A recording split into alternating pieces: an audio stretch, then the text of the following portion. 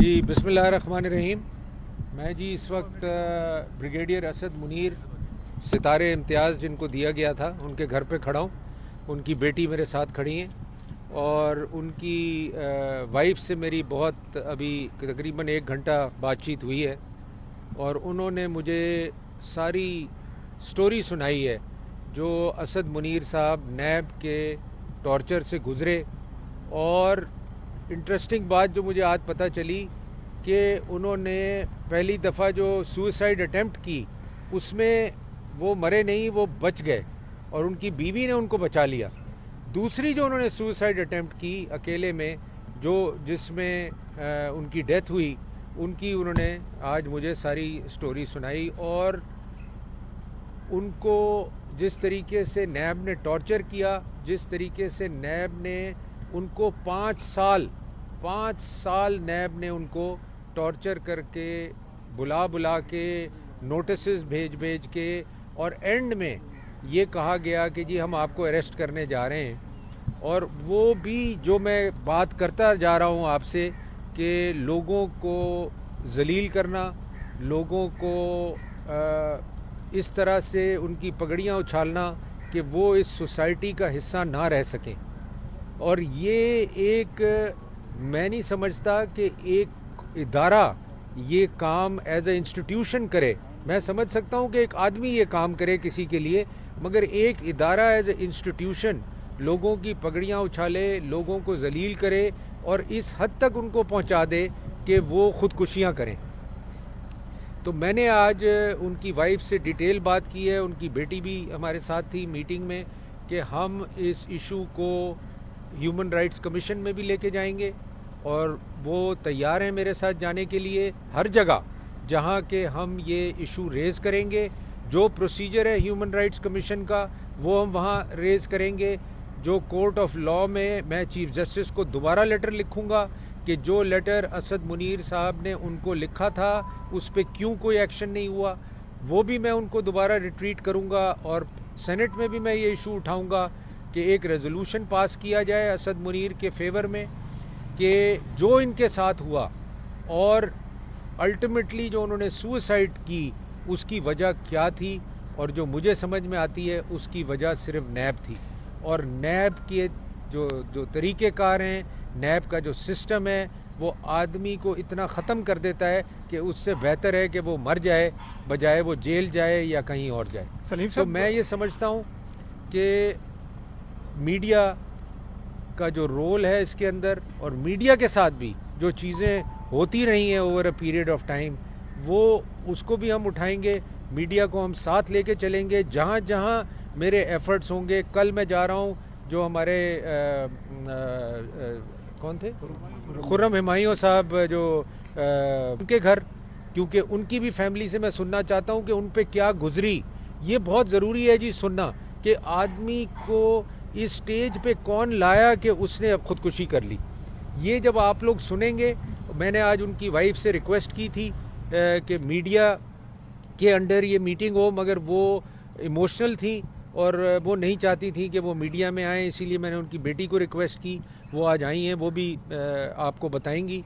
अब आप कुछ कहना चाहें तो। चेयरमैन, सेनेट का जो बिहेवियर है उसको आप कैसे देखते हैं, क्योंकि हम ये देख रहे हैं कि सेनेट के चेयरमैन की जानिब से रुकावटें आ रही हैं चेयरमैन को बुलाने में भी और आपकी जो मोशन है उसके हवाले से भी। एजाज साहब, मैंने तो कल खड़े होकर क्या कहा कि पार्लियामेंट डरी हुई है, इसका क्या मकसद है?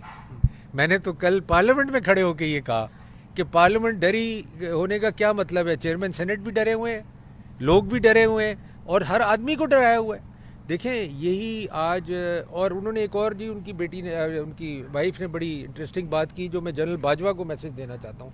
उन्होंने कहा जी कि फ़ौज भी उनके साथ नहीं खड़ी रही।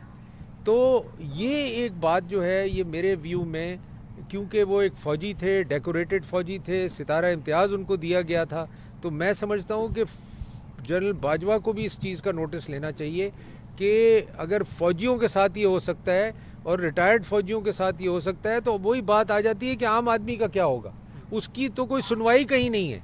तो ये बड़ा एक सीरियस इशू है और इसको हमें लेके चलना है और हमें इसका हल निकालना है, चाहे वो लेजिस्लेशन से निकले, چاہے وہ نیب اپنی طریقہ کار درست کرے, پرائیویٹ آدمی کو, پرائیویٹ لوگوں کو, بزنس مینوں کو تنگ نہ کرے اور لوگوں کو ہراس نہ کرے کہ وہ بیچارے اس سوسائٹی میں رہ نہ سکیں. سر ہم نے یہ دیکھا کہ جو آپ نے پریویلیج موشن جمع کروایا تھا اس پہ بھی کچھ نہیں ہوا, تو اب آپ یہ بتائیں کہ چیئرمین نیب کو طلب کرنے سے متعلق پارلیمان کے پاس کون سے اختیارات ہیں اور وہ اختیارات آپ کب استعمال کرنے جا رہے ہیں؟ دیکھیں میں آپ کو ایک بات بتاؤں, میرا پریویلیج موشن آج تک موجود ہے, وہ وڈرا نہیں ہوا اور وہ رہے گا موجود, اور اگر وہ نہیں بھی آتا تو میں دوسرا پریویلیج موشن جمع کراؤں گا. اور یہ قرار ریزولوشنز جو ہیں یہ آج تک موجود ہیں, اگر سیشن دوبارہ آئے گا, گورنمنٹ کا آئے گا, یہ اس میں آئیں گے, یہ ختم نہیں ہوں گے. اگر کسی کی غلط فہمی ہے کہ یہ وڈرا ہو جائیں گے اور ریزولوشن ختم ہو جائیں گے, یہ نہیں ہوں گے. یہ بتائیے مینا جس طرح سے آپ نے یہ معاملہ اٹھایا ہے, تنقید یہ کی جا رہی ہے کہ ڈپٹی چیئرمین صاحب اگر چاہتے تو پہلے بھی لوگ اس طرح سے ہراساں ہوتے رہے ہیں, لوگوں کو ہراساں کیا جاتا رہا ہے اور نوٹسز لیتا رہا نیب, اب ان کو جو ہے وہ خیال آیا ان چیزوں کا. دیکھیں میں یہ اکثر میں یہ بات سنتا ہوں, آپ انہی لوگوں سے پوچھیں کہ 1.5 سال سے چیئرمین نیب کو کون لیٹرز لکھتا تھا. کوئی اور تو ڈپٹی چیئرمین نہیں تھا 1.5 سال پہلے, میں ہی تھا. سب سے پہلے لیٹر پارلیمنٹیرینز کے لیے کس نے لکھا؟ وہ میں نے لکھا, حالانکہ لوگوں نے آ کے مجھے ڈرایا کہ آپ یہ کیا کر رہے سر لیکن ہیں, یہ آپ کے پیچھے پڑ جائیں گے. نہیں, وہ نہیں پارلیمان میں آئے نہیں, پارلیمنٹ میں آنے کے لیے نہیں لکھا تھا میں نے.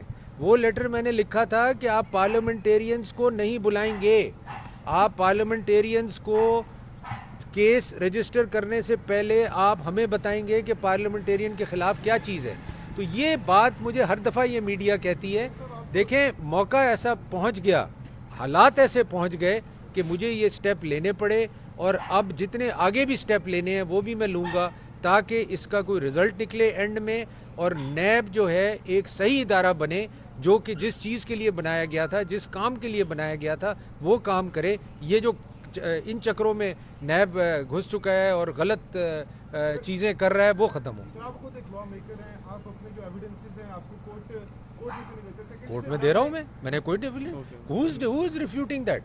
میں نے تو خود کہا ہے آن دا فلور کہ جی نیب میرے خلاف ریفرنس فائل کرے, انہوں نے کر دیا, اب میں کورٹ میں جواب دوں گا. مگر that does not stop me from what NAB is doing. I will continue my struggle, اور میں پورے پاکستان جاؤں گا. میں آپ کو یہ بتا دوں, یہ پارلیمنٹ اور پارلیمنٹیرینز کو لے کے جاؤں گا. اب میں نے پارلیمنٹیرینز کو کہا ہے کہ آپ نے بھی یہ موومنٹ میں میرے ساتھ ہاتھ دینا ہے. حالانکہ وہ بیچارے موسٹلی ڈرتے ہیں, کیونکہ ان کو یہ ڈر ہوتا ہے کہ کل ہمیں کسی چیز میں, یہ نیب اتنا گندا ادارہ ہے کہ ہمیں کسی چیز میں, وہ ایک زمانہ ہوتا تھا کہ آپ سنتے تھے کہ جی وہ تھانے دار نے بھینس چوری کے الزام میں ڈال دیا, تھانے دار نے گاڑی چوری کے الزام میں ڈال دیا. تو اب یہ نیب بھی ایک تھانے سے ورس ادارہ بن گیا ہے کہ آپ بولیں گے تو آپ کو نوٹس آ جائے گا, کوئی اور بولے گا تو اس کو کسی اور چیز کا نوٹس آ گیا. تو یہ کام ختم ہونا ہے جی, اور ہمارا گول یہی ہے کہ یہ کام ختم ہونا ہے. باقی جی جی جی جی دیکھیں میری ایک بات سنیں, ضرور فورنزک آڈٹ کرائیں, ضرور ہماری کانورسیشنز ریکارڈ کریں, ضرور کریں. میں تو ان کو کہتا ہوں کورٹ میں آئیں لے کے, دیکھیں کورٹ میں آئیں لے کے. میں تو چاہتا ہوں کہ یہ چیزیں کورٹ میں آئیں اور ججز دیکھیں یہ تماشا کہ یہ نیب نے کیا تماشا لگایا ہوا ہے. اور میں آپ کو ایک بات بتاؤں, یہ باتیں انہوں نے میرے سے کی ہیں, یہ کوئی نئی باتیں نہیں ہیں. یہ جب میری انویسٹیگیشن ہوئی ہے اور اعجاز ہارون کی, انہوں نے یہ چیزیں دکھائی ہیں ہمیں. دیکھا جی بالکل کی ہیں ہم نے یہ باتیں, بزنس میں کیوں نہیں ہوں گی. اور جہاں تک پلاٹس کا تعلق ہے, 1960 کی سوسائٹی ہے, 1960 اور اس میں کوئی گورنمنٹ نہیں ہے. تو یہ کروں میں یور بزنس, اس سے نیب کا کیا تعلق, میرا کیا بزنس ہے. کوئی تعلق اگر کوئی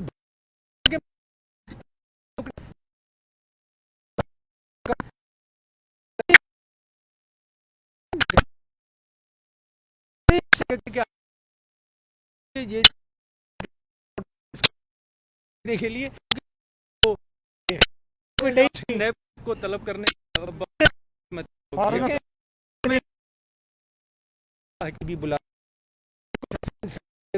یاد ہو نادر فائنانس کمیٹی کا 10 کو چیئرمین نے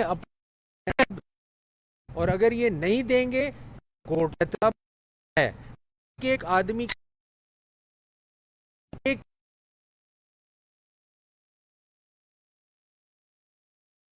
تو میں یہ آپ کا میٹر ختم ہوگا یہ